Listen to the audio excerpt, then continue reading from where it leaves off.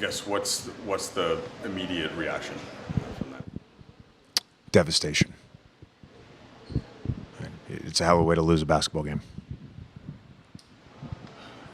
Breaking it down a little further, so up 5 with about 12 left, and they get the quick 3.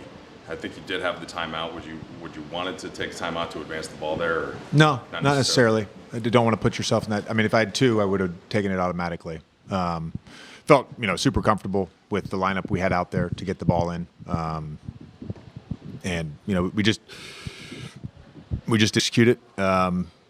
Still had, I think, time to call the timeout, but I think in that situation, the thought process was,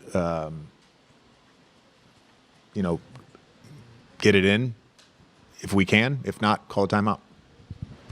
2 straight nights were kind of similar games in some ways, where you have control and there are these big runs in short amounts of times.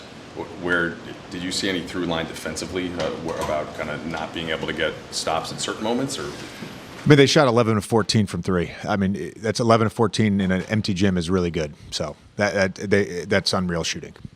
Yeah, go ahead. The fourth, yeah. Defensively, you guys in the second and third quarter had whatever that kind of thing was that had been missing at times.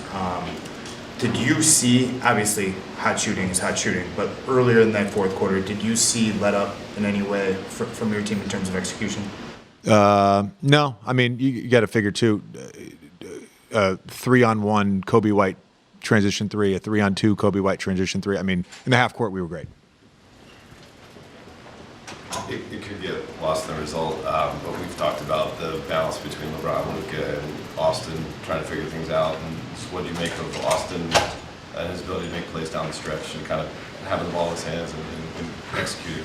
Yeah, he was phenomenal tonight. I thought all 3 of those guys were great. And, I think for Luka, LeBron, AR, those 3, it's not just the points and the plays, it's their leadership. They were great. They were great on that end tonight.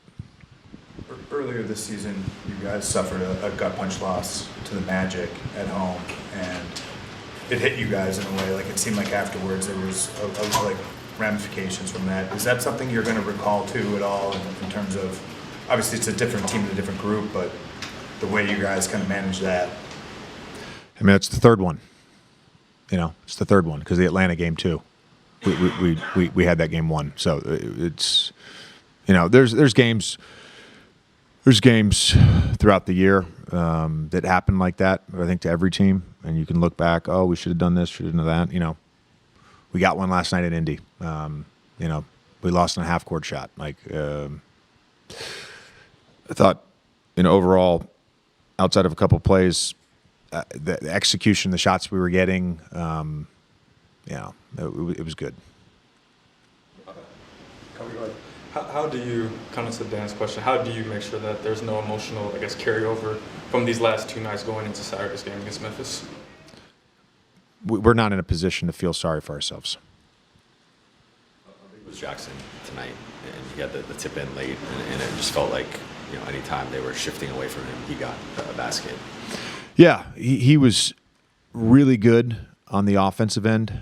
I thought his poise on some of his catches where, obviously the lobs are one thing, but just catching it, whether it was in the pocket or on dump-off passes, not rushing, first jump hook of his career, was really happy to see that.